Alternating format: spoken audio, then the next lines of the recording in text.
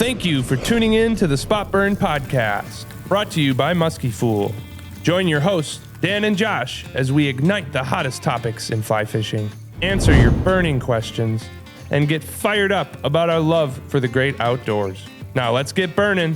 We hope you enjoy the show. Welcome back to another episode of the best podcast in the world, the Spot Burn Podcast, with your hosts, Josh and Dan. We're going to I'm going to pretend to be Josh today. Josh is going to pretend to be Dan. So Josh will then have to edit all of himself out of the podcast. Yeah. Basically. Oh, I actually got to leave right now and take a phone call, but I'll be right back. Oh, that's a good reminder to, I got to... Leave the phones. I'm just giving Dan some guff. Well, folks, we got a pretty exciting episode. It's action-packed, jammed full of exciting topics. Yep, no interviews today, but we have some fly roast action at the end. If you stick with us, there'll be some roasting. We'll get into that. But yeah, we got a bunch of topics. So I wanted to start with, we had some audience questions on the Instagrams about good old Bam Bam. Yes, sir. And there's two. One was interested in your music choice. Okay. Are you more of a glam, thrash, or black metal type of guy? So I wanted to, why don't you weigh in on your music choice? Sure. I'll give you a taste of the music. You have a very eclectic, depending on the activity you're doing, the music adjusts to the activity. It's very eclectic. When we first started this game, we just assumed Muskies would like thrash metal, hardcore stuff. So G.G. Allen. So we're playing G.G. Allen, Meshuggah, Slayer, Pantera, and then we're like, well, they're actually not really even liking that. So we toned it back, maybe a little Metallica, some Creed, some Three Doors Down. I was not part of that. I was not yet fishing with Josh yet when he was rocking Creed. Turns out the Muskies don't like butt rock either. But over the years, we've found that hip-hop really resonates well with the Muskies. Disco, yacht rock. So yeah, depending on you're a big Coulter guy. The season, yep. Kind of chill vibes in the boat. Coulter Wall. But just a side note. Tyler Childers. Yep. When we're out there recording and filming fishing, which we're often doing, Josh won't allow us to listen to any music, is appropriate because that will get into license rights, and if the music is in the background, YouTube will ban your video. Mm-hmm. Which is a bummer because we like listening to music. But I got him to break his rules last 2 nights ago. But it was Spice Girls, JoJo. If you're not a fan of JoJo, you don't know what I'm talking about. JoJo. You need to get on that. Spice Girls, JoJo, and then we had a large crescendo with Pink Pony Club as we made it to the boat landing. Yeah, the guy actually had to wave us down and tell us he's like, turn it down. He's trying to talk to us. And thank God we did, because he actually told us a little musky intel. Yep. Moral of the story, it's all based on the season, the vibe in the boat, and if I need to get amped up for What do you listen to when you're like working? Lyricless, focus music, lo-fi jams, a lot of reggae and hip-hop covers in the lo-fi spectrum. Lo-fi spectrum? What about like around the house? Oh, around the house. If I'm cooking, I'll put on a cooking playlist. Or if I'm hosting guests, it's like a happy hour mingling playlist. You're such a connoisseur, trying to set the mood. Set the mood and the ambiance. Get some bare naked ladies. Get some neutral vibes going. Dave Matthews Band, things like that. Yeah, this is why Josh and Gabe are the local when we need a song for a background. We got to ask them. They're mood setters. You don't want to know I'm just like the same. When I'm working, it is full freaking volume in the headphones. Oh, yeah. Blur out everything. I need someone to be yelling at me, which usually ends in Jen yelling at me to turn my music down because I'm going to lose my hearing. That's crazy you can concentrate while listening It's like the only way. Yeah, if that isn't a sign of ADHD, I don't know what is. All right, next question, Bam Bam. People wanted to hear your big fish story. The big fish? We're going to take that as the big fish that didn't get away. Okay, the big fish. Talk us through it. The biggest fish Set the mood. What music were you... Go ahead. Oh, yeah. No music on this trip. The biggest fish I had ever caught on a fly rod was during the 2018 season with Steve Weisner out of a drift boat on November 16th at 11 a.m. in the morning. Overcast day, very foggy, very ominous. We were the only guys on the river. We rolled into a spot that we'd never boated one before. And first couple casts, didn't really see much. But we kept hitting that spot, knowing full well there. What was it? What was it about that spot that day? If you hadn't had any prior engagements. So late season, really deep pool, slow moving water adjacent to an ice current seam, and sure enough, like the fourth or fifth cast in there I made, we didn't see a fish, but we saw a boil, and one of those boils that is only made by a huge muskie.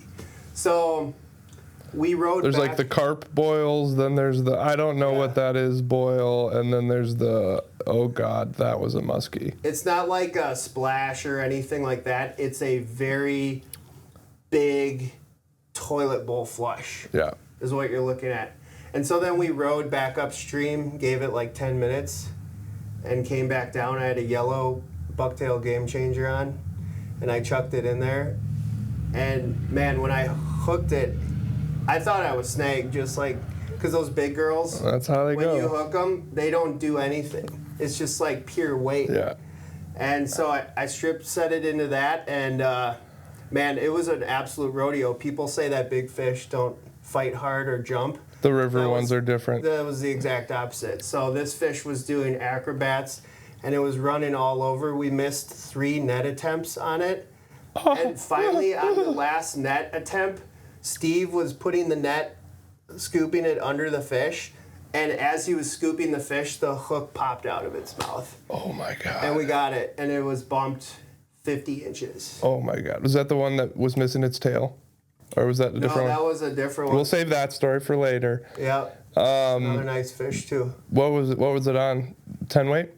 This was a 12 weight. My early days of the Chippewa River, single piece 12 weight. And then the fun part about that was we didn't even know our friends Max and what's his name, Joe, were coming down the river behind us, and we saw them. We looked upstream and we started yelling at them for them to come down and help us and everything like that. So we're all kind of sharing in the glory of the moment. And then as we're releasing the fish, Max and Joe start fishing, and they hook into another monster in the exact same spot. Like, my fish is already swimming downriver, and they have another big fish on. Oh my God. And they lost that one boat side. Oh my God. But it's just one of those days where it's like when it's on, it's on. Window's open, you gotta capitalize. Yeah, you dream about those days. Yeah, very cool fish. Show us a picture right now. Right now.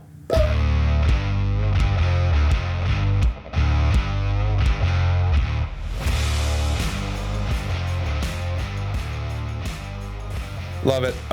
Okay, there's Bam Bam's, one of his big fish stories. You heard it here. I don't think I've got that full. Well, tell me a little bit about the aftermath. What was smoke a cigarette? Take a shot of Malort? It was kind of the Malort days. What did Steve-O make you do? We couldn't even believe it. I'd let Steve fish for the rest of the day. I bet you did. It's like, I don't know you where catch to any go else? from this. I think we moved one more fish where you ended up Blacktop? that blacktop spot. And then we went to the bar afterwards and celebrated with some and beers down at. Yep, we're going to probably beep that out because that might tell everybody where it is. Just an editor's note. We were in Minnesota. I realized what I was leading you into as I was like, oh shit, never mind. Then we just went home. We just had a bunch of beers at a bar and just celebrated. That's good. There's the soundbite. Back in the Bam Bam drinking days. Okay. Yep. Big Fish Hotline done. Okay, next up. What do we got, Daniel? Rodgate 2025. Oh, this is crazy. Yeah. So what we were going to talk about. I hope everybody's checked this out. If you haven't checked it out, you should. I feel like I'm kind of yelling into the mic. Do you listen? Am I kind of yelling into your headphones? Hello, my name is Dan. Am I yelling? You sound pretty good. Okay, then I'm gonna go like this. I think your volume's up higher. Oh, geez, that's so much better. Okay, sound check. So Yellow Dog has done rod review, the 5-weight rod review, for a pretty long time. But they revamped it this year. Totally revamped. No, I can't hear myself. Totally revamped. And it was pretty intense. So there's a whole video about it. We'll post a link. It's like an hour and 15 minutes. They did like a 25-page blog post about it. We checked that out. But it's always kind of an anticipated moment because it's kind of the shootout. I think that's what they used to even call it, was the shootout. And they try to get as many rods as possible. There's no sponsors. There's no pay to play. But this year is really intense. They set up a bunch of courses. They had a streamer course, a dry fly course, and a nymphing course. It's just 5 weights. I believe just 5-weight 9-foots. So they're trying to equalize the type of rod. And mimic like a real life scenario, like you're not going to go grab a 6 and 7-weight. Realistically, you're going to have a 5-weight with you on the river, right? Right, especially out there, out west. And then, man, now I can't remember, but they had like 3 certified casters. So it wasn't just like jabronis like us. It was like, I know Whitney Gould was one of them. 2 Johns. 2 Johns. We'll remember by the time we edit this. But so pretty intense. And then they publish all the results. And you had, just to rattle off a few brands, check out the blog post. The blog post is going to cover all the details. Winston, Sage, Thomas & Thomas, G. Loomis, Reddington, Echo, Scott. What else would I be missing? I think that was Hardy. There was a Hardy rod in there. They had like, a couple of different Winstons, couple different Sages, Reddington Classic, and it was crazy. I think not really surprised that the winner overall was the Air 2, Winston Air 2. Yeah, it's one of our favorite rods. It's in a league of its own. It's a league of its own, especially if you're okay with a little bit faster Winston. It's not a super fast Sage, but it's a fast action Winston, for whatever that's worth. Pier 2, Winston Pier 2 won the best dry fly rod, no surprises there. But the crazy surprise was the rod that really, other than the Air 2, so let's take the Air 2, got its gold medal, but the silver medalist was an Reddington Classic Trout. I believe that rod is $169. It was the cheapest rod in the lineup. It kicked Loomis's ass, it kicked Sage's ass, it kicked Scott's ass, it kicked Hardy, you name it. It was the number two overall, number 1 streamer rod. I know. Like imagine, oh yeah. Imagine you just spent. Imagine you're Scott. Imagine you're Scott. Or go do that one first. Imagine you went to a fly shop and you got 2 new rods for $2,000. The upper echelon fly rods, and you're like, oh my god. You just got a fly shop employee that convinced you need to take out a second mortgage to buy this rod. I just invested $2,000. Yep, kid's not going to college anymore, but I got a Scott. And lo and behold, had you just looked in the clearance bin, I'm just kidding. It just looked a little over here. You'd see this Reddington Classic Trout rod. And that rod, I don't quote me on this, but I think it's 5 years old or more, or like 7 years old. Yeah. It hasn't been changed in a while. Nuts. So then imagine that version and your version. You're Scott or Loomis, and you've just invested. Orvis was also in the running as well. We forgot to mention Orvis, Helios's. Then they did pretty well.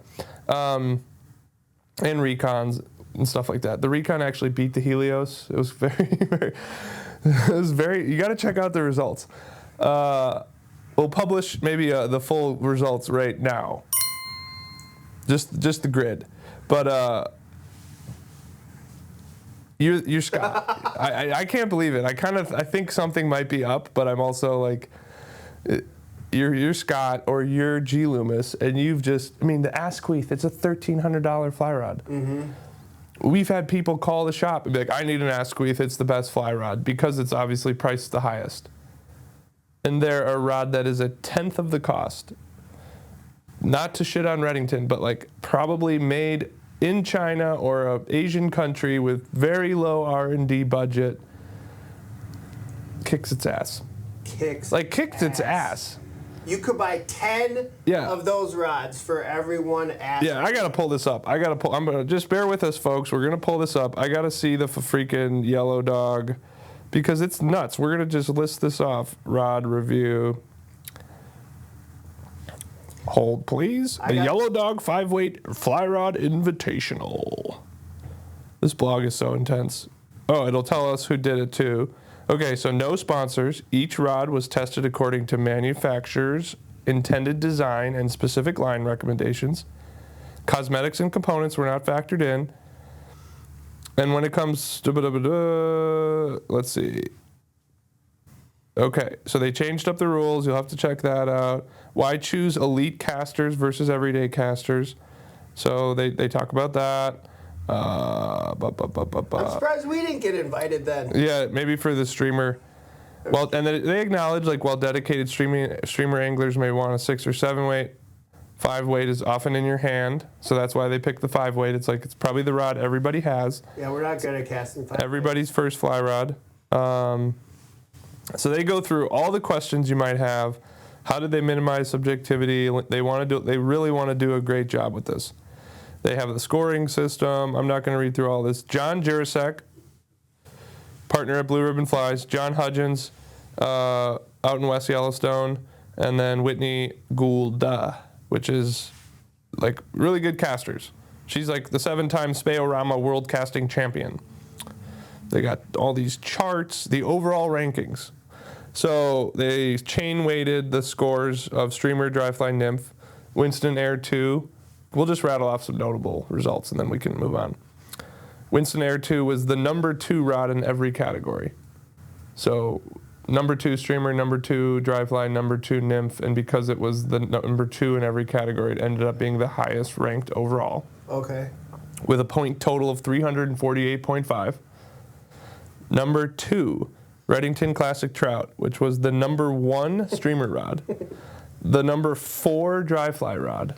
Think of that. And the number 3 nymph rod.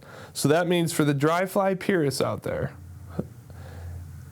it beat the Scott Session. It beat the Thomas & Thomas Avant, wasn't even ranked. It beat the R8. Sage had a rough. They had a rough go. They had a rough go. Their finest performance. Orvis Recon, Orvis Helios D, they weren't even in this. G. Loomis Asquith, nope, didn't even get ranked in the dry fly. Scott Centric, not even in there. Loomis IMX Pro, nope. Hardy Marksman. It beat the Classic. Oh, no, so the Sage Classic R8 was number 3 in the dry fly category. Scott G Series, imagine this, the Scott G Series. And you are looking at a rod ranking list, and you look up, and one level above you is the Reddington Classic Trout. $1,000 fly rod. People come into the shop and tell us that is the best fly rod ever made, Scott G Series. So in my brain, I'm picturing like an overweight farm kid showing up to the 100-meter dash. Yes, exactly. Getting ready in the blocks with these dudes that have been training their whole lives, and they're wearing the spandex singlets. They got sponsorships. They got the fancy shoes. They're doing the stretches. They're doing. And this like freaking brute of a farm kid just comes and he's got jeans and cowboy boots on. Schleps them. Just absolutely schleps them. Dude, love it. Winston Pier 2 was the number 1 dry fly rod. So Winston had a pretty good showing. Yeah. For the dry fly rod, number 1 Pier 2, number 2 Air 2. The streamer rods, Scott Session did okay. So the Scott Session was the number 3 rod, which is crazy because that's Scott's cheapest rod. The Thomas & Thomas Avant was the number 4 overall. Echo Trout X. So in the top 5, you have the Classic Trout under $200, Echo Trout X under $400. Those rods beat Sage R8, $1,000.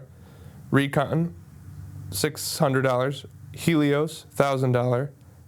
G. Loomis Asquith, over $1,000. Scott Centric, roughly $1,000.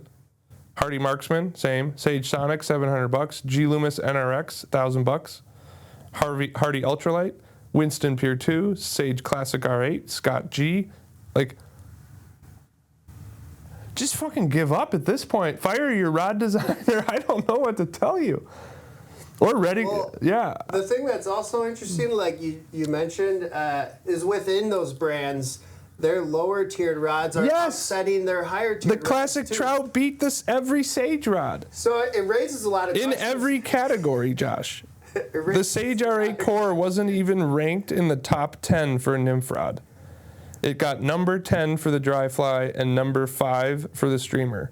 The classic Trout beat it in every single category. So, like, you're out in Napa Valley at a bougie wine tasting, and they have all these amazing wines, and then they have the Carlos Rossi on the side. Yes. I got to get a drink break, but yes. And that's the wine that all the sommeliers are like, dude, the notes, I'm picking up some notes of a western-facing slope of circa 2017 right now.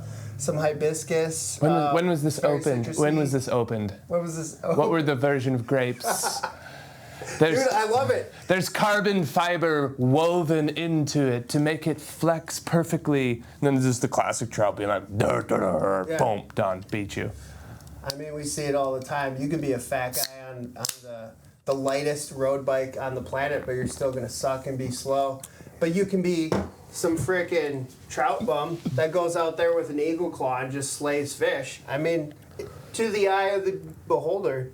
I know, it tells, I mean, I wonder, I got to watch the video. It's an hour and 20 minutes, and it's talking about rods, and I was like, I'm going to read the blog post instead, so I read that a couple times. But I wonder what they think.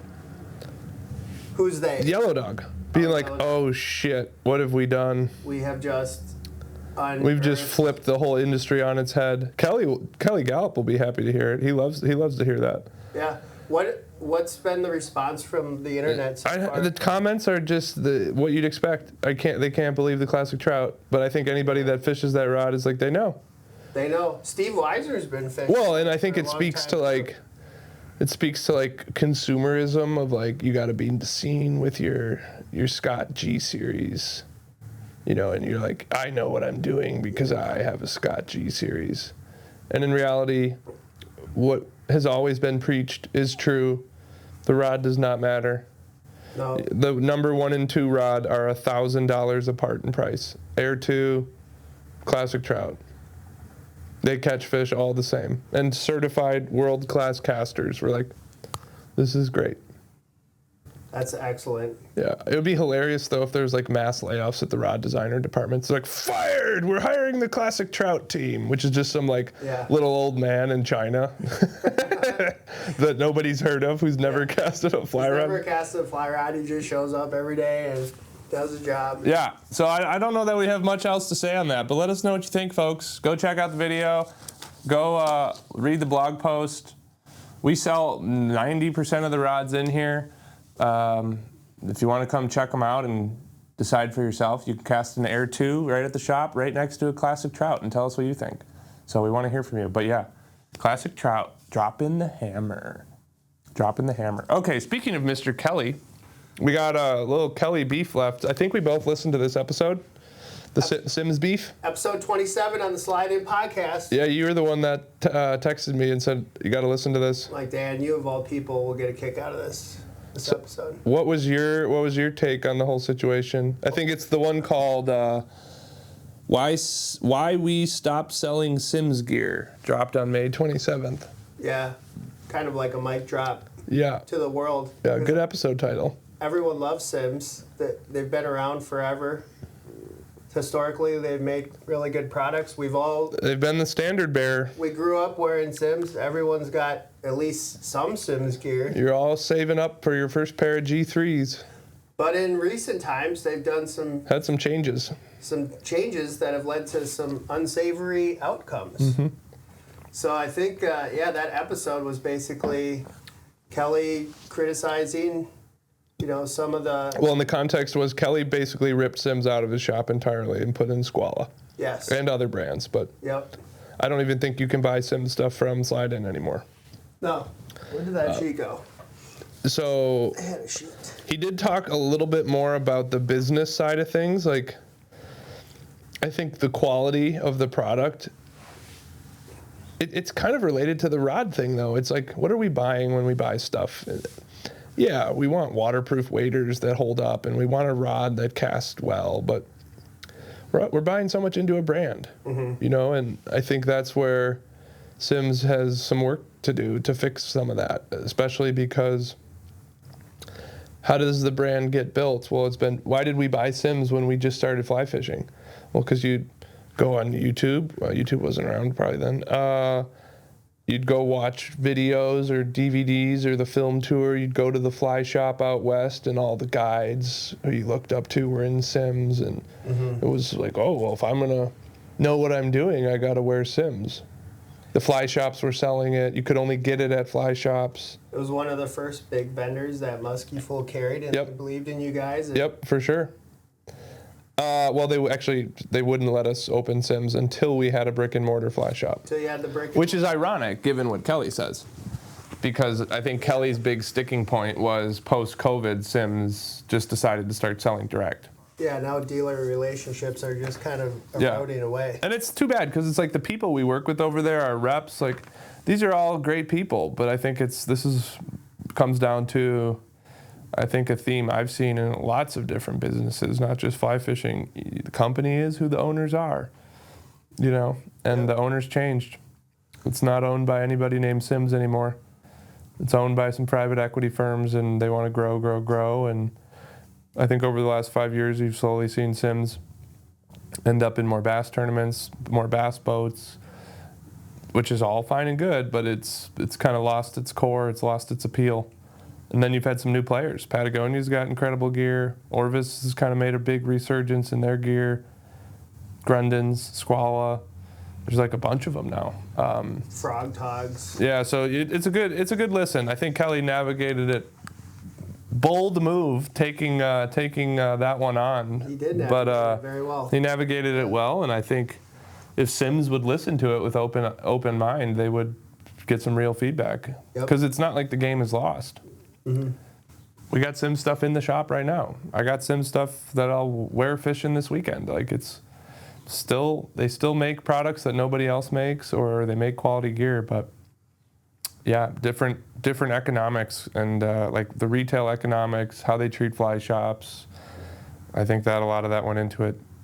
What else did we miss on? I'm looking at the notes right now. Yeah, I think his other point was just like, in such a small industry too, it's so much more about the people that drive the products, and not just it's exactly what we're talking about in the rod review. It's not. You can't tell me the rod matters. You can't tell me the waders matter. You need a pair of waders. You need a rod. Whatever brand is on it, its beauty is in the eye of the beholder. And I think they've been a little disillusioned with that, not losing the people that brought them along. Same happened with Farbank a little bit, but what do you I think that the challenge that I see in the open mind I see is like, it's part of every business's life cycle. At least when they get to that mega big, you start getting into 50, 60, 75, $100 million in sales, and the game changes. They clearly don't need fly shops anymore. They're not going to go backwards. They're not going to shrink as a company.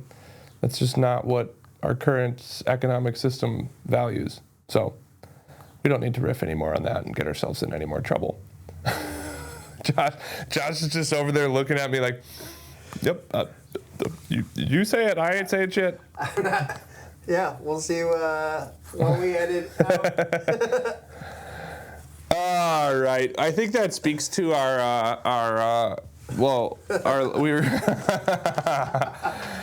we've talked previously about sponsorships, and we're trying to grow the podcast. You guys have been asking for it, more interviews, more fly rows, more cool stuff. We want to do it. We have fun with it. More laser beams. More cheap tricks and gimmicks. And so we started reaching out to some folks to see if they'd be interested in sponsoring it. Difficult work. Not a lot of people want to sponsor things right now with the marketing budgets and the way things are, especially a musky fly fishing focused podcast. A lot of looks of like, huh? What is that? How many people do that? 12 of them? Is there 13 maybe? But we got a few people close to the finish line, and then I think we made the fatal mistake of telling them to go listen to the podcast. And that ended there. Why? It's the best podcast in the world. Yeah, I mean, I think we would have got sponsors if you would have just trusted your instinct and edited me out of every episode. Like all the stuff and think of all the stuff that doesn't make it in. Yeah. It's an acquired taste. It's an acquired taste. It's like a Reddington classic trout, baby. I'm low budget, but I'm good. So yeah, we're working on it. Today. You know, you got any local plumbing companies that you love? Any? We'd love to do an ad. At this point, we're desperate, so we'll take anybody. Kind of kidding. Hey everyone, we just wanted to take a quick break and say thank you for tuning in to the Support the Spot Burn podcast. We're having a blast making these, and we've got some awesome guests lined up, but we want to keep it growing. So, if you're enjoying the show, it would mean the world to us if you would take a moment to leave a 5-star review on your podcast app, give us a thumbs up on YouTube, subscribe to the channel, and maybe even share a comment or two, or share it with your buddy. The more the merrier. We much appreciate it. All right, back to the party here. We want to talk about, it's early June. We're recording this on Friday the 13th, actually. So in Wisconsin, a lot of anglers start to get excited about the hex hatch. Ooh. Which is for trout, just to be clear, not for muskies. Okay. Well, it is for muskies. I'll explain why later. But are you one of those anglers, Josh, that gets excited about? Are you going to be going up to chase the hex hatch? No, I will not be going up to chase the hex hatch. We had a conversation about this in the car the other day on the way to fishing. We're not throwing anybody on the bus. I'm not going to name any names, but there's some folks that work at Musky-fueled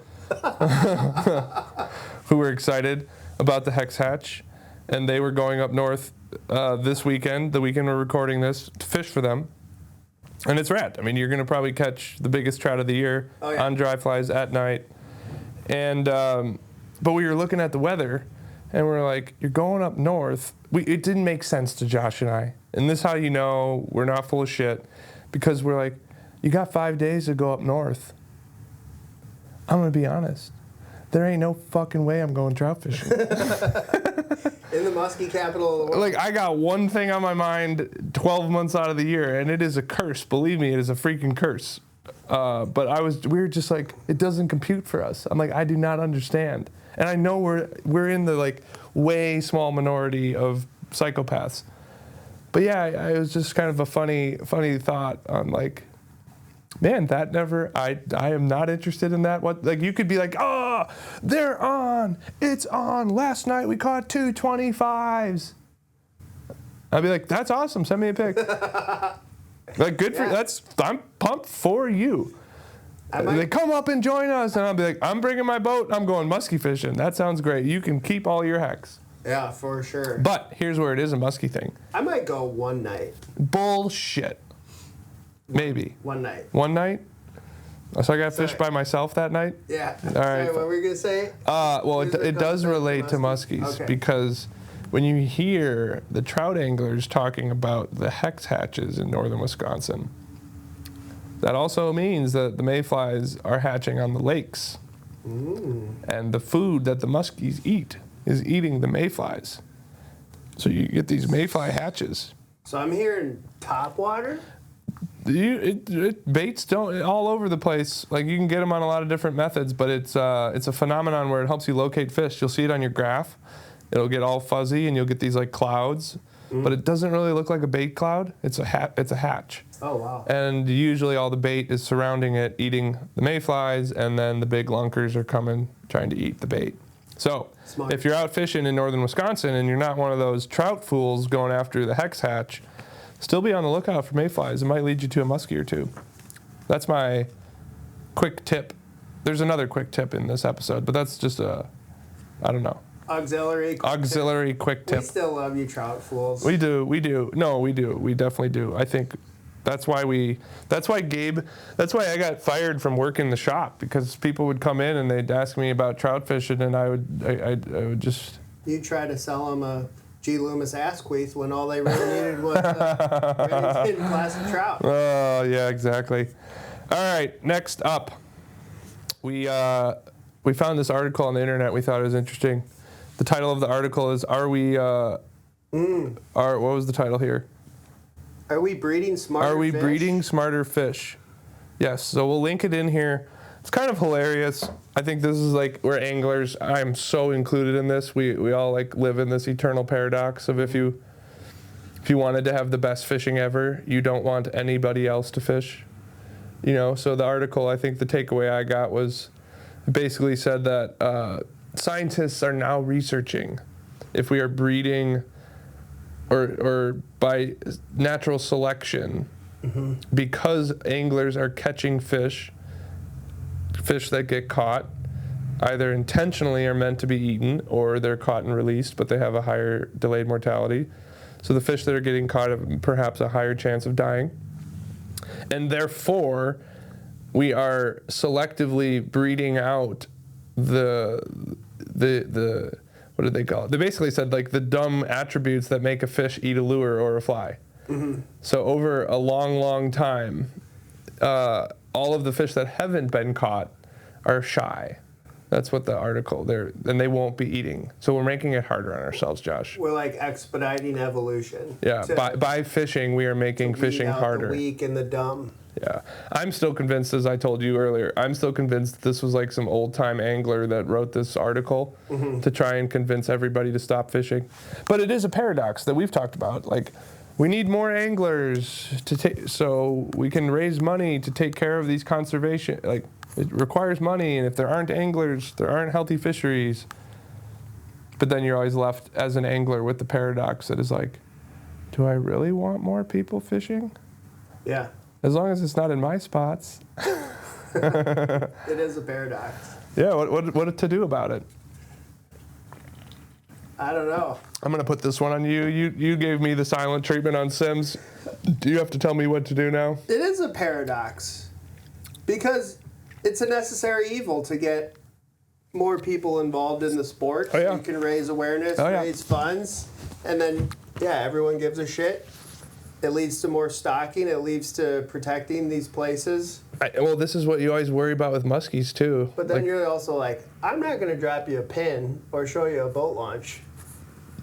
I might lead you to the pasture, but I'm not going to show you the water trough. Yep. Or I just might totally send you down the wrong rabbit hole. But that's the fun of it all. Is sifting through the bullshit of the muskie saga.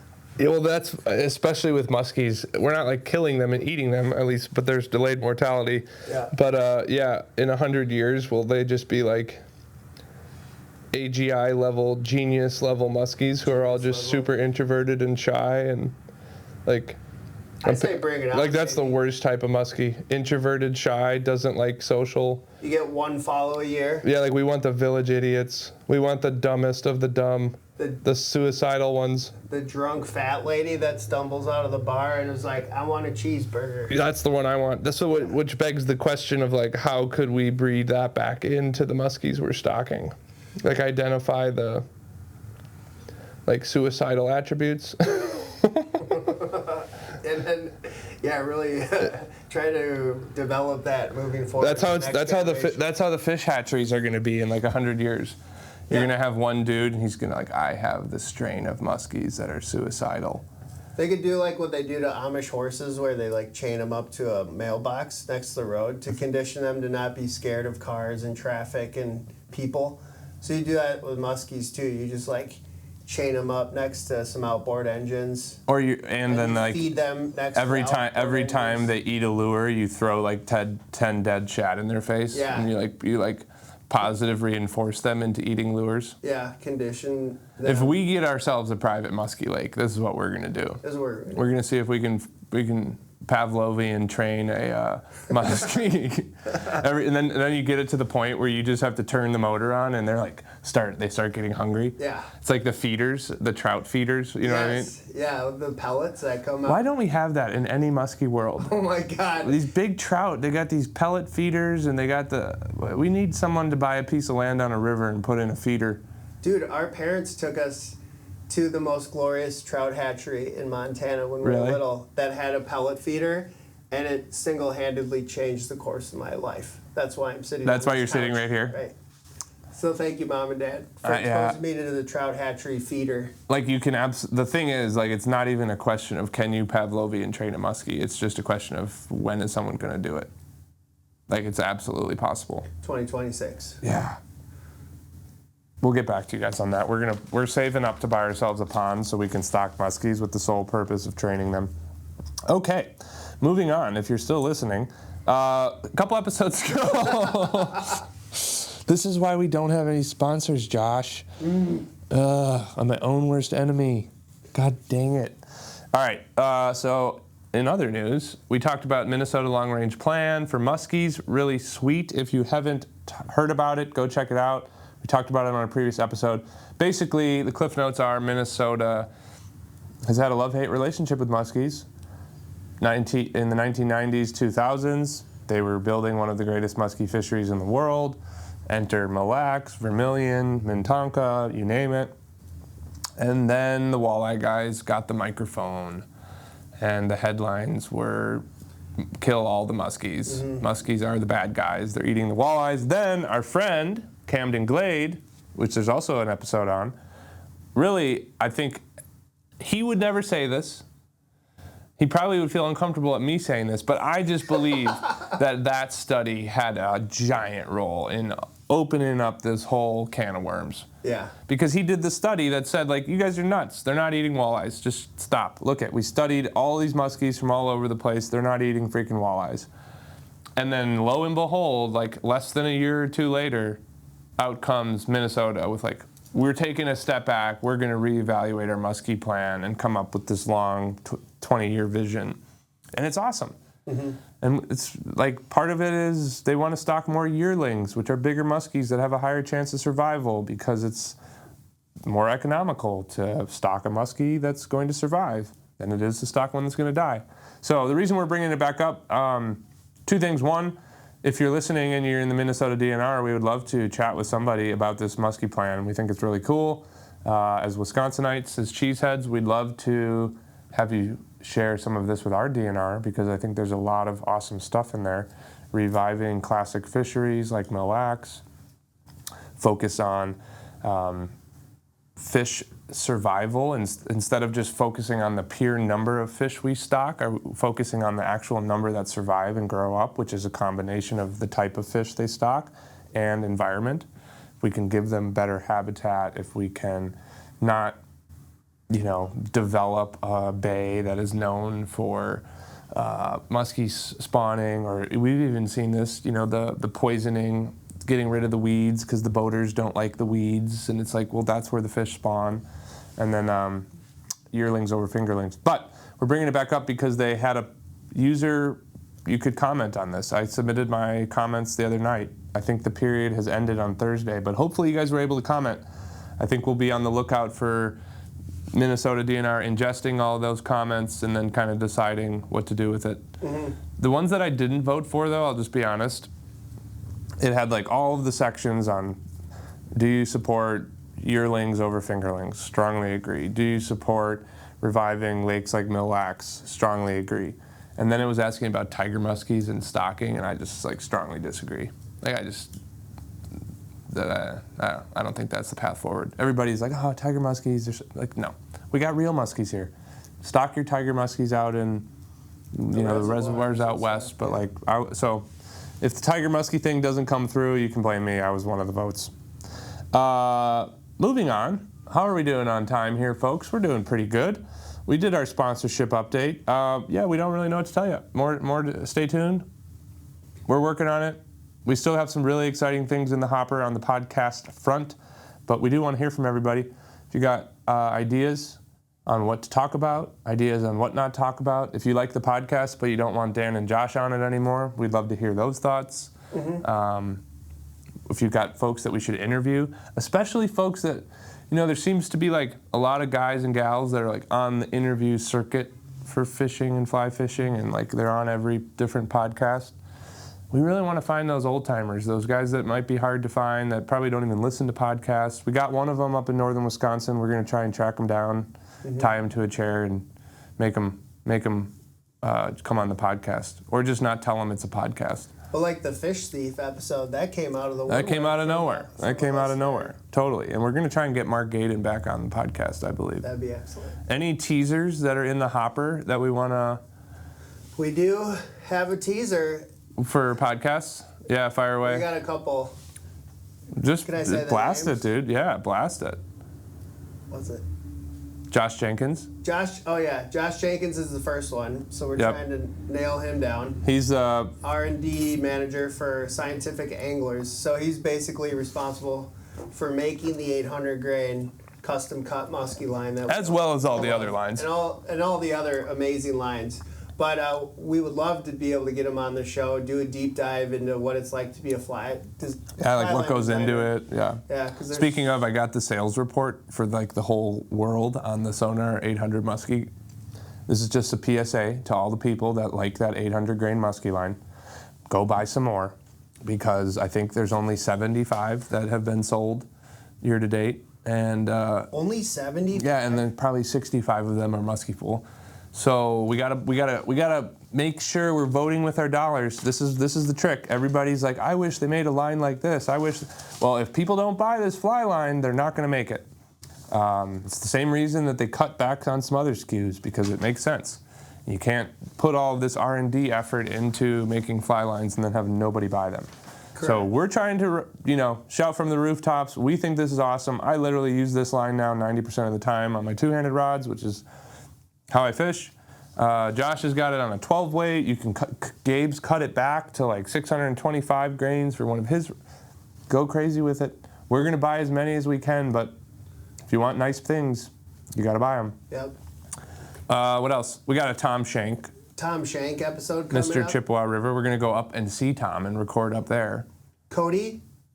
Oh, Kamarowski at the Wisconsin Wildlife Federation, who's Cody kind of Kamarowski. hands-on with, we probably butchered that, or I did. He's kind of the guy hands-on with getting the Wisconsin DNR budget and making sure that's in the budget and license fees. So we're going to kind of pick his brain on what's going on there. And then a more local guy, Dan Ole. We got Dan Ole we're going to try and pin down. He's head of the Muskie program in Wisconsin. We want to interview somebody from like all these states' Muskie programs, so we're reaching out to them. Minnesota, New York, Ohio, Ohio. Yeah, Michigan. I don't think anybody else has responded yet. Nope. So this is the hard work that goes into it. We sit down, we make a full list of all these ideas, of all these interviews, we look at all the feedback we've got from all of you guys, and then we got to go ask these people and get them on and schedule it, and sometimes drive to them or get them to come to us, and hence, the request for sponsors. So that makes a lot of that easier, and it makes things like we could afford to go out to Michigan and interview Josh at SA, which would be really sweet. We can't yet afford to do that, so we're going to do that one on probably a web call, but you get the point. I'll make no more shameless plugs on that, I promise. Mm-hmm. Just maybe a few more. Yeah, a lot of exciting stuff in the hopper. Yeah. Okay, let's keep her moving, because we do have a fly roast coming. Should we do What do we got? A quick Yeah, we'll do the quick tip. tip? We got quick tip and fly roast. Is that it? Oh yeah, baby. think All that's it. right, we're getting closer. All right, I'll do this quick tip. Hooks, split rings. You attaching hooks, which type of hook to attach to the split ring, how to attach them. We get this question all the time. So, and there was even some comments about this in the Muskie Facebook group. Oh my God, that place it was once such a very fun community. And now it just seems like a cesspool of people that have a lot of time on the keyboard and don't catch any muskies. A lot of mouth breathing. Like literally, the amount of times that I've had to backspace, how many muskies have you caught before you comment and tell this poor soul who's asking you what leader's set up? This is like, you gotta be careful who you listen to out there. That's my only word of advice. Don't use 60-pound fluoro, for Christ's sakes. But I think the one that I'm thinking about is like some guy posted a topwater musky fly with a treble hook hanging out of it. Was like, how do I get more hookups? I seem to have been losing fish, and everybody's like, get rid of that treble and use single hooks. And it's like, I literally clicked on one of the dude's profiles and he lives in Florida. Yep. I'm just like, have you even thrown a topwater musky fly in your life? Classic. Classic. Okay, I'll get off my rant. I just don't know if I can rant more now that we're not going to get sponsors, or if I need to dial it back. Oh, you can keep ranting. Okay. Let it out, Daniel. All right. All right. So the first question we normally get is about single hooks. You got the split ring shanks. We sell them at the shop. You can bend them on your own. How do I connect single hooks?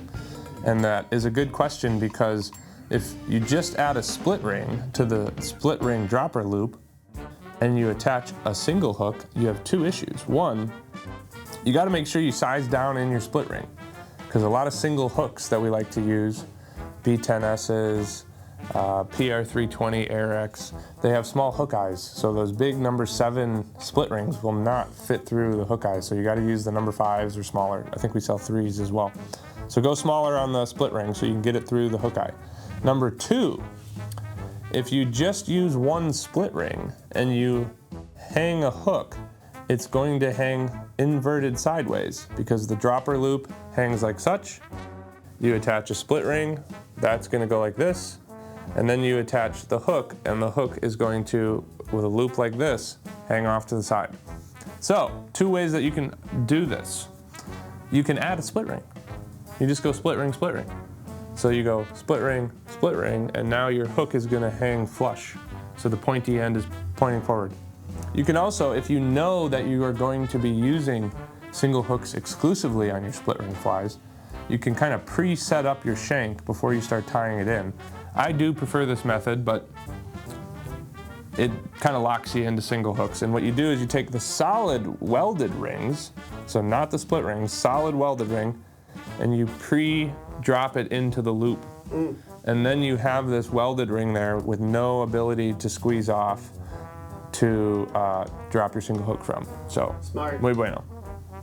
As far as treble hooks go, we say treble hooks. We don't actually rarely ever actually use treble hooks. We cut one of the hooks off. So there's a couple couple tips here. Simple, because you only have to use one split ring. You can really use any size of split ring, because the hook eye on all those trebles is big. You want to match your hook size to the fly and the density of the fly. So you got a really, a mini glider or a smaller fly, size down. 1/0, 2/0 maybe max. Thinner wire also helps set the hook. You got a big old fly and you need some weight to really keel that fly. You might be jumping up to a 3, 4, or even a 5/0. Things to keep in mind with those hooks. They're big and they're heavy and they are thick gauge wire, especially when you get into like 6/0, 5/0. I intentionally don't use a lot of 6/0s for this reason. I like 4/0 and 3/0 is kind of the perfect zone, because the wire is thin enough to strip set. Gear anglers can use giant hooks, because the power that they can put into a hook set is so much more than we're just pulling on line, folks, just pulling on line. So you struggle with that, and I think a lot of people, for instance, in that video, and if Casey Kruger is listening, the feedback I would give you on your topwater fly, which was beautifully crafted, is stick with the treble, homie. Love it. Size down. Go to a 2/0, or even 3/0, 2/0, or even smaller, because that thinner wire is probably what you ran into. Fish ate it, you poked them, but you gotta absolutely drive the living piss out of that hook to get it in, and oftentimes you don't. And number 2 is how to cut them. You actually have to put it on the right way, because it's got 3 hooks. It's gonna hang down, and what you want is the 2 hooks pointed out and the 1 back hook pointed up back into the fly. And you cut off the back hook. If you don't put it on the split ring the right way, you're gonna get the 2 hooks facing backwards and the 1 hook facing up. You cut that off and you basically are gonna reduce the chances that you're gonna hook into that fish. We like to cut down to 2 hooks for lots of reasons. One, it is a little bit better for the fish, releasing them, catching and releasing them. It's also, it seems that in my experience, the 3 trebles, when you have the treble and the 3 points, especially with that point coming back up into the fly, that just creates so many hook following situations, like all the time. That treble hook is kind of dangling down there, which you want, but that 1 hook always seems to catch material a lot more. So that's my not so quick tip, not yet sponsored by Quick Trip. Well said. That's Mouthful. a tongue twister. Mouthful. Oh, and a good hook for single hook flies that we have found, and we have battle tested its sharpness. Cue Josh's story on the blue water. Oh yeah, the blue water, saltwater. Homeboy now owes me a pair of $1,000 oars. I had the 8/0 hook on, and These things are sharp. I was coming through on my cast. The hook actually went through Dan's carbon fiber Sawyer oar blade. Right through it. It didn't go all the way in, but it penetrated, and we were impressed. Yeah. You felt bad. I was like, oh my God, I'm going to use those hooks all the time now. That's crazy. I know. So, shout out, blue water hooks. They're sharp. Oh, did I tell you what I did with the small treble the other day? This was a disaster. Oh, you mentioned it a little bit. It's actually healed pretty well. But yeah, I was getting ready. What were we doing? Oh, Jen and I, we had like a thing on Saturday night. We had to go home, back to Milwaukee area, drop our child off at grandparents to watch her for the evening. And then grandparents said, we'll watch Lucy in the morning. So Jen and I took that as an opportunity to go fishing. So we brought the boat home. We went out, had kind of a nice day. I hadn't been on this lake in 15 years almost. We moved 5 fish, 5 follows. They're being real douchey. They would just like speed up. The only time they would commit is if the fly was dead stopped, and they would come out of nowhere 100 miles an hour, come right up to the fly and just start mouthing it. So that was super fun. Love to see that. Not really. But I'm getting ready. I'm getting the boat ready on Saturday to go back home. I don't know why I say home. I haven't lived there in 15 years. Going back to where my parents live. And I'm taking the cover off to like organize the rods, and my rods are down in my like rod tubes, just kind of alongside the gunnel all the way in the back. I'm in my garage, and I just like touched this fly. It was when Gabe had these little tiny gliders. It's like a real small, I don't even know what size, but it's a really tiny treble hook. Mm-hmm. And I swear I touched that thing, and all of a sudden it is buried past the barb in the meat of my finger. And the predicament is I have nobody around me. Jen is with the child elsewhere, so she's not going to come like rescue me and like ruin her whole day. I can't actually, my phone was in the car. My car's over there. I cannot move my hand because the rod is strapped down in the rod holder, and the hook is, one point is in my finger and the other point is wrapped into the split ring. So the hook is like stuck on the fly. Now my hand is stuck to the fly, which is stuck to the rod. The fly is attached to the rod with a split ring. Yeah. I have no split rings pliers in reach. I have no fluorocarbon in reach to rip it out. I have no Nipex in reach to push it through and cut it. So I just like sat there. I literally was like, oh, this is how it ends. That's how I die. Like the biggest lame, I'm just gonna bleed out right here. So yeah, I had to just bite my tongue and yank it. Ugh. Not fun. It looks like you recovered decently well. Yeah, it's pretty good. I think it was a small enough hook. Thank God it wasn't a big one. Oh my gosh. But yeah, that was great. That was wonderful. Did you start to panic at any point? There was a moment when I realized, when I like went through the checklist of like phone in car, fluorocarbon in truck, Nipex in truck, rod is basically strapped into the boat, fly is attached. Like I was like, you're like going through the like, okay. Yeah. Then I tried to calm down a little bit. Not a lot of options. Yeah.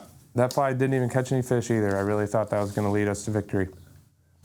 So yeah, that's our long. That was long. I'm sorry that was not a quick tip, but we've made it to everybody's favorite part of the podcast. You're just looking at me like a crazy person right now. I am? Yeah. This is the part where Josh goes, what do you say? You say, my life is a cautionary tale. He's just looking at me just like, you are going to end up in trouble someday, son. I was actually lost in like envisioning you standing next to your boat with this hook in your finger and standing there for hours, and eventually like your legs would give out. Yeah. And then it would be like a moment in the movie Saw where it's like, oh, I have to keep standing, otherwise I'll rip my own finger off or I'll bleed to death. And then like somebody comes and my body's decomposed and it's just like attached to a rod and they're like trying to figure out the autopsy of like how did he die, and he bled out through his middle finger. Or like it was my middle finger. A couple bees came and started biting you and attacking you, and then rats. It's getting worse. Yeah. This is what I was thinking through. That's what was going through my head when I was staring into your soul. You were staring into my soul. It's making me feel funny inside. Okay.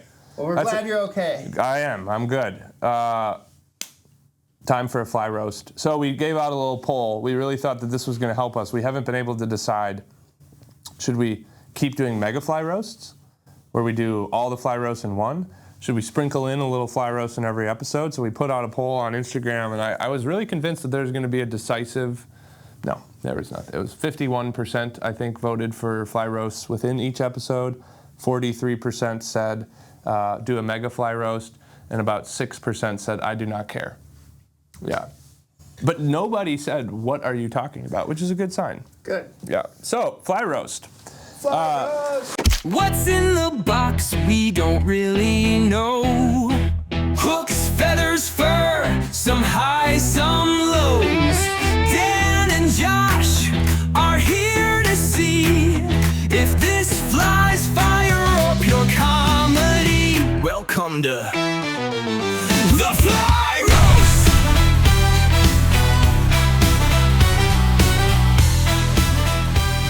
Warning, we are not liable for anything we say in the fly roast. Usually recording is an out-of-body experience, so forget everything we're about to say. I'm going to push this over to Josh. He's going to do the honors. This is the bucket. You can see right here. Probably can't see that great. Yep. Submit. This is where they get put in. Okay. He's going to pick one out. But while he's doing that, we're going to cover the rules. We have a few questions. How would we fish it? First impressions. A little feedback. Don't open it up just yet. Well, okay. I want to make sure we capture your first impression. Yeah. But he's freaking excited. You're like a kid on Christmas over there. Restate the rules. So it has to be a unanimous. Josh and I, we don't have a third here today. Thumbs up. Unanimous vote to make it onto the Wall of Fame. That means it's two of us. If one of us votes Wall of Shame, it's not on the Wall of Shame. You get a little prize for submitting. If you're wondering how to get your fly on the fly roast, there's a link on our website that gives you the instructions on what to do. You got to sign a liability waiver so you can't sue us. What else? There's no rules other than that. People ask us if it is just musky flies. It is not. Last fly roast, we did a hare's ear. We had a wet fly, we've had some bass flies, we've had things that probably don't even resemble flies. If people have asked us if they can submit a walleye jig, go crazy with it. Go crazy with it. There are no rules other than you have to submit yourself and all of your pride to the fly roast. The future of your fly tying lives and dies right here. Everybody's listening, all 15 people. And a couple other announcements. You got the chance to fish one of the flies. Yes. Do you have any updates on that? One of the ones, I think someone commented on that and it was like, that's not a fly, that's a Rapala. Oh yeah, we'll show it right here. But this is the fly that I fished the other day. I threw it on too light of a rod. For sure. In its defense. For sure. And I forgot to take the rubber bite guard, hook guard off of the hooks. But we didn't really care about it. We just wanted to see how it swam. First go, it was a little lackluster. Even though it's on the Wall of Fame. Yep. Well, it was very unique design. That's why it was on the Wall of Fame. Yes, it caught our attention. But it was just kind of tracking straight in. So I swung it over to Dan. He made a couple tweaks to it in the boat. A little bending. We chucked it back out there, and we were actually pleasantly surprised at how good the action was. Yeah, so it's still in my boat. I think this gentleman sent us like 5 of them. That was actually the one Russ Peterson sent in on behalf of the guy. Yep. It shucks water very well, so the instant you pick it up, it's just because totally like plastic. Dry. Yeah, it's basically a lure. Hasn't caught any fish yet, but it's definitely alive. And then number 2, we got some comments on the hair jig, or the hare's ear, beard hair, dog hair fly. Excuse me. We did. Yeah, you didn't see this? I didn't see. Oh yeah, somebody commented. It was epic. It was because we were like. It wasn't really that well tied, and the guy admitted it was one of his first flies, but there's like a letter and a story and his beard hair and his dog hair. So our Midwest Nice plus, the storyline, I think, led us to put it on the Wall of Fame. And the guy's comment was, a shitty hare's ear shouldn't be on the Wall of Fame. And I think, in retrospect, he's right. And that's kind of the feedback we've been getting about this is we think we think every episode we get a little bit more, less Midwest Nice, a little bit more confrontational, but we don't. Everybody says keep going. And like last episode, almost every fly was on the Wall of Shame. So we've had a moment of truth. We've kept all our anger and self-loathing and depressive thoughts, we've internalized them so that we can just let them rip on the fly roast. Oh, I feel bad for this fly. I know, but it's what the people want, Josh. It's what the people want. What they want. Yeah. Let's give it to them. So here we go. Let's do it. First impressions. Bam Bam's opening. You can hand me the letter when you're ready, fella. Do the honors. Yep. Oh, we got another pipe bomb. Another pipe bomb. Oh, this is our second submission. Second submission. Yes, Robert Kippen, who submitted the wet fly from Scotland, has a second submission. I was gonna say this looks Robert familiar. coming in. This is called the Olive Jingler. Oh boy. Also submitted on behalf of Robert by Mr. Eric Robertson. Designed to fish over rising fish and can also be used for searching for sipping fish and for the River Tay in Scotland. We've got olive UTC thread, Coke de Leon tail, ginger hackle, and gray partridge hackle. Damn it, this is when we regret not having Josh or Gabe here. We just spent the earlier parts of this episode saying we don't drop fish. The Olive Jingler. I'm filling out this form on Robert's behalf. You can find him on Facebook and Instagram at Kippen Robert. I have purchased hundreds of different flies, and they will work well in the Wisconsin driftless area. Love it. Thank you, gentlemen. What's your first impression? Robert's a great tire. This is like, I can tell you where this one's going based on his last, it's just perfectly tied, not a single detail off. Well, maybe. My assessment is slightly different. Oh. So you're just like, it's not going to catch muskies. I do know Robert is a fantastic tire, and right as you were saying this is second submission, I saw the packaging. I knew instantly who had tied it. I think it's very well tied. Granted, I'm not a trout expert. That'll catch fish. It'll definitely catch fish. It's tied very well. It's super light and wispy. The hook is very dainty, yet is going to get the job done as a dry fly hook should. However, I do feel like the thorax is a little thin for my liking. I can give you that. I think that's what's going to make it dangle in the stream. I think we're in uncharted territory right now, Josh, because this is the second submission, and it's of the same ilk as the first submission. It's like you're telling the same joke again, and it gets less funny the second and third time you sell it. Yeah. So it's tough. I might have spoke too soon, saying I think I know where this one's going. So first impressions, I guess, for all of us. This is a good fly. Robert's back in the mix. This really reminds me of Kill Tony, because you get the people that come back like the second or third time, and Tony's like, oh God, here's this guy again. Yeah. Did you get a joke book last time? Nope.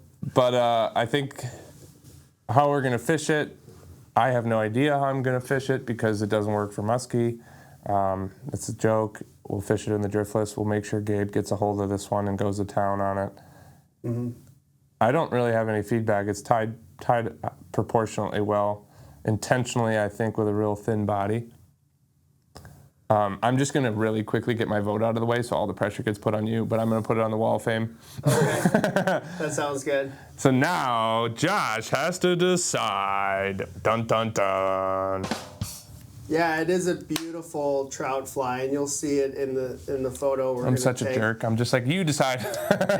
I'm definitely not the right guy to be critiquing a beautiful fly like this in the trout realm. Oh, that's not true. You catch a ton of trout. But good grief, I've seen you trout fish. You're a slayer. Like this, I could see this fly being like the design on a very well-selling T-shirt. Yes. It's got perfect like profile. It's just gorgeous. I just feel like it's like in a time capsule 200 years from now when the robots dig up the remains of a human fly anglers and they're like, oh, this is what they fished. Like in the land of all of this like synthetic crazy shit, this is about as pure and yeah, it is. You got Coke de Leon, OG as it gets right here. ginger hackle, gray partridge hackle. My first gut instinct was that the thorax was just a little bit thin. That's personal preference. There's nothing wrong with that. But man, Lots of pressure. I'm still going Wall of Fame. Wall of Fame. Wall of Fame, baby. Robert Kippen, 2 for 2, Wall of Fame. We'll see if there's a third submission. It's like I said, you start telling the same joke second and third time, it might get harder. But there you have it, Wall of Fame. Thanks, buddy. All right, should I do the honors here? Yes, sir. Pick a good one, and then I'll read it for you. I hope one of these is shitty. This one, oh, we got another, Ooh. second submission. Should we do this? Britt Hoberg. We're gonna save it. We're not doing 2 second submissions on the same podcast. I'm just gonna make a judgment call. Austin Veerhoff, in care of the Fly Roast. We're doing this one. Yes. Jesus, this is You need packaged. the knife? Yeah, you got the knife? Oh, I got it right here. the Fly Roast. What's in the box? We don't really know.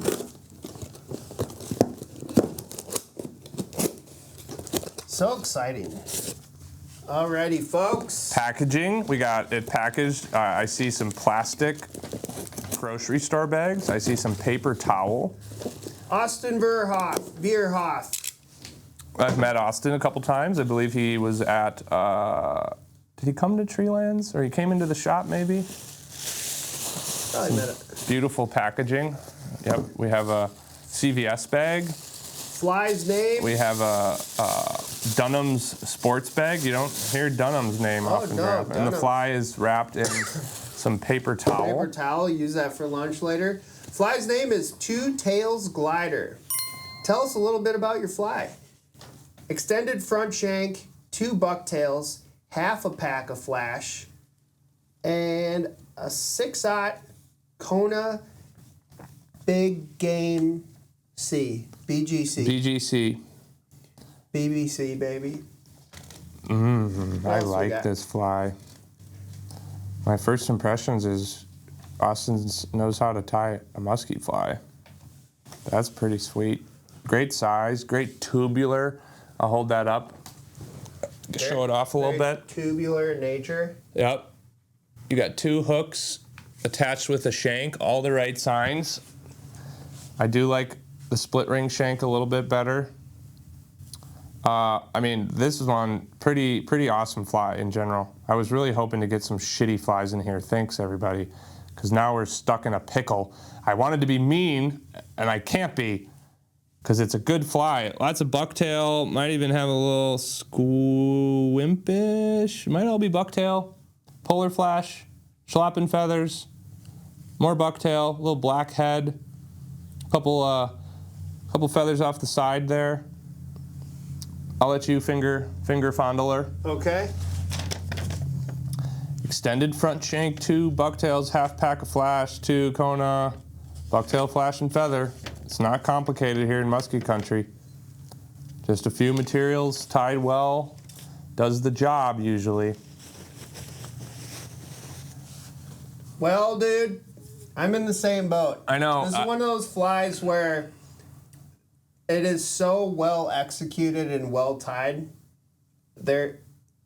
I don't know. I feel like then you're just nitpicking for nitpicking. Nitpicking? I'll nitpick it though. So I'll nitpick where I can nitpick.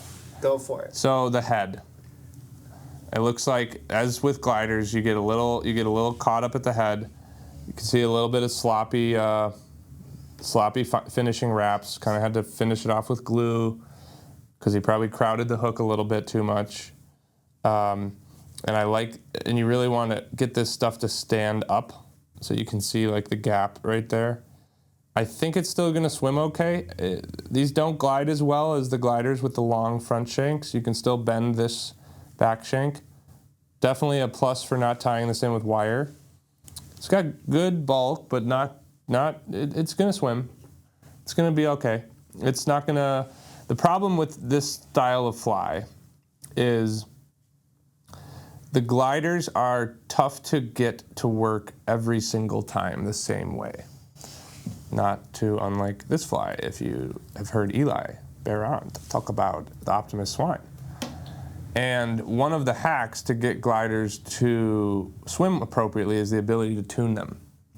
But you can't really tune them when they are tied in with the hook, because you're not going to bend this that much. So then you're just relying fully on... Better get it right the first time. Yep. Better get it right the first time. So overall, we see a lot of musky flies. I see a lot of dog shit musky flies. This is not dog shit. This is above average. Missing a little bit of the secret sauce up in this nether region. Am I even holding this on camera? This region right here, crowded the hook. I don't like to see all those big wraps. Mind your nether region. Mind your nether region. Don't crowd your hook. Try and not glue all that. You can feel it. So that's my feedback. Low feedback. It's uncertain at this point if that's going to push it down to the wall of shame. It probably needs to be fished to see what it actually... Yeah, I think we need to do like a review at the end of the year. Because we're going to try and fish all these flies, and then we'll like reshuffle the deck. Yes. And we'll like have a second opinion. Yep. And give out prizes for people that... It's like the comeback player of the year award. Mm-hmm. And then the overhyped award. We thought it was great and it sucked. I will give you that, Dan. I thought you brought up some good points. Like, if you're going to declare something's a glider, it better damn well glide. It better damn well glide. So, I have a It's not just about looking like a picture of a glider. It's gotta glide. Yeah, like if you said this was a double Buford, a two-tailed double Buford, I'd be like... Or just a bulkhead. Shit, yeah. Or a bulkhead. Yeah. I've caught lots of fish on flies. Not a Buford, a bulkhead. I'd be like, shit, yeah. But you're proclaiming it's a glider. So now, if it doesn't glide, it's straight to the wall of shame. Straight to the wall of shame. And I think there's a chance it may not. There's a chance it may not. I feel like it's going to. It's not going to be the most aggressive glider you've ever seen. But that's the issue with That's the issue with this style of fly is I think everyone matches what they see in a picture, which is great because that's the first impression. Yeah. But it's the same with this fly, Optimus swine, which is not a submission. If you just tie this fly based on the picture, you're probably going to miss the foam underneath. That is what makes this pump. Mm-hmm. And then the other thing is we have to almost define what the glider is, the gliding. A real glider. We were just fishing someone we know's gliders the other night. They were not gliding at all. We were tuning it, not gliding. We were changing leader length, not gliding.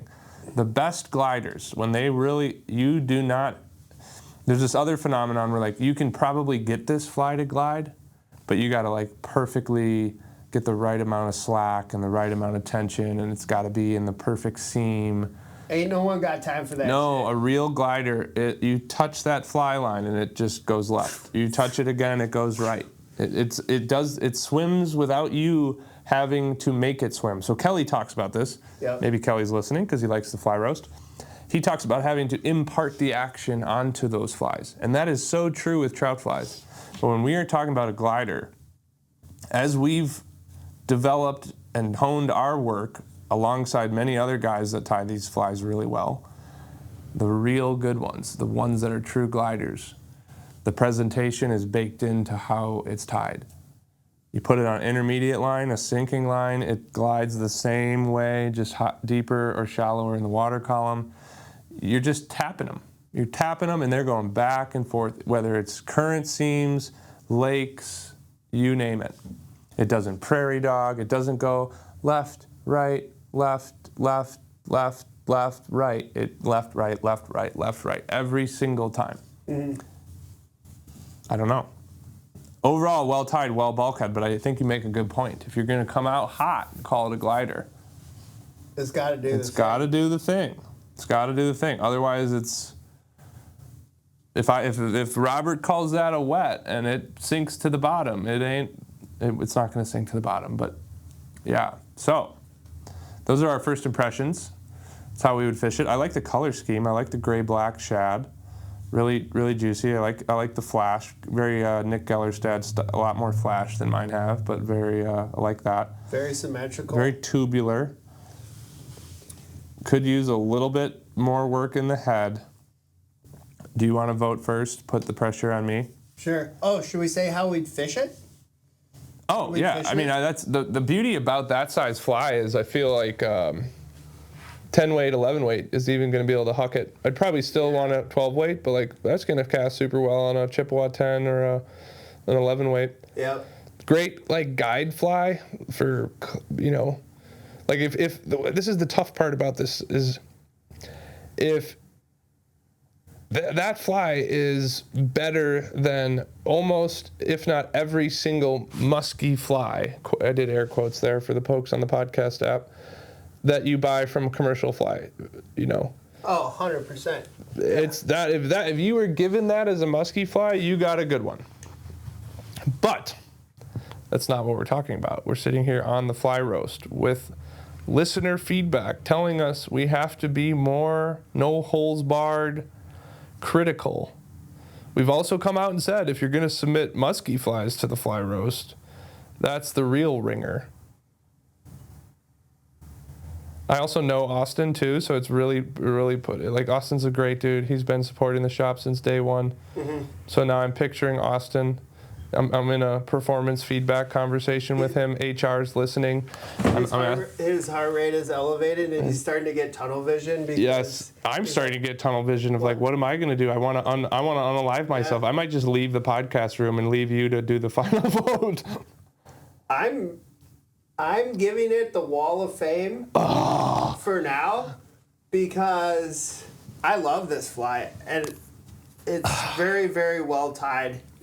Motherfucker. And I think that we are going, since it's called glider, we're going to put it through its paces one of these days. Yeah, it'll be. See what happens. It probably won't even go onto the wall of whatever. It'll go right into a box and fish. Yeah. Yeah, our Wall of Fame, it started off big and then now it's shrinking. There's like 12 of them in my boat. We started taking Wall of Shame and Fame flies. We did. We took one of the Wall of Shame gliders out that was pretty well tied that I think Wall of Shame because it wasn't. So that's the other thing. That fly is of the same category as the black and orange glider we put on the Wall of Shame. I don't know if we're supposed to factor in the sunk costs, the previous history. I also thought about that too, and I'm glad you brought it up. The problem is it's also the same quality as the pink and brown one that we put on the Wall of Fame previous to that. But honestly, I still stand by it. Wall of Fame for me, and I think it's slightly better executed than that black and orange you're referring to. Man, this is so tough. Life or death moment.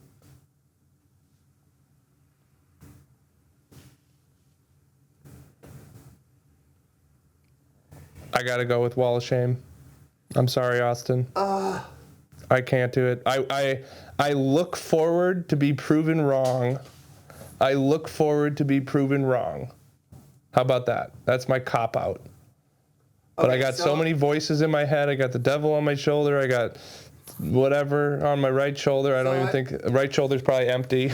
If it doesn't glide, I'm joining Dan with the Wall of Fame. Yeah, you're wrong. Glide, Dan's joining me, and we're moving it up to the Wall of Fame. One of us will be wrong. So that's the cool part about the fly roast. It ain't over. Your fate is not sealed, Austin. You still get a prize in the mail. We really do appreciate all the support and all the efforts in submitting this fly, and we will let you know. Hopefully soon, because it is musky season, so we're gonna go fish it. But that's what we got. One Wall of Fame trout fly, one Wall of Shame musky fly. Yeah. I already regret my decision, but I'm just going to stick with it. I'm going to put my head down. Stick to it, Dan. I'm glad that this is at the end of the podcast because I can't focus or concentrate anymore. I don't know what to do. I need to go to the bathroom. But another awesome episode. We hope you guys liked it. Anything to recap, Bam Bam? Nope, a lot of good, juicy topics. Again, thank you for all of your love and support. And as a reminder, if you've been enjoying the show and you want to keep seeing it growing, share the love. Share with a friend. Give us a review. It takes 2 minutes of your time. Do it right after this episode. We love you guys. Thanks for tuning in. Especially you, Austin. I'm sorry already. I hope you're not butthurt. I regret all my life decisions. I don't know what to do, but I'm sticking with it. Stick with it. See you next time. Hey guys, peace. Thanks for tuning in to the Spot Burn Podcast, brought to you by musky-fueled Fly Fishing Co. We're stoked to have you along for the ride. If you're fired up about the show and want to keep it blazing, share it with a friend. And don't forget to like and subscribe wherever you get your podcasts. Got a spark of inspiration, feedback, or just want to fan the flames of conversation? Head on over to musky-fueled.com. We'd love to hear from you. Keep on burning and catch you on the water, y'all.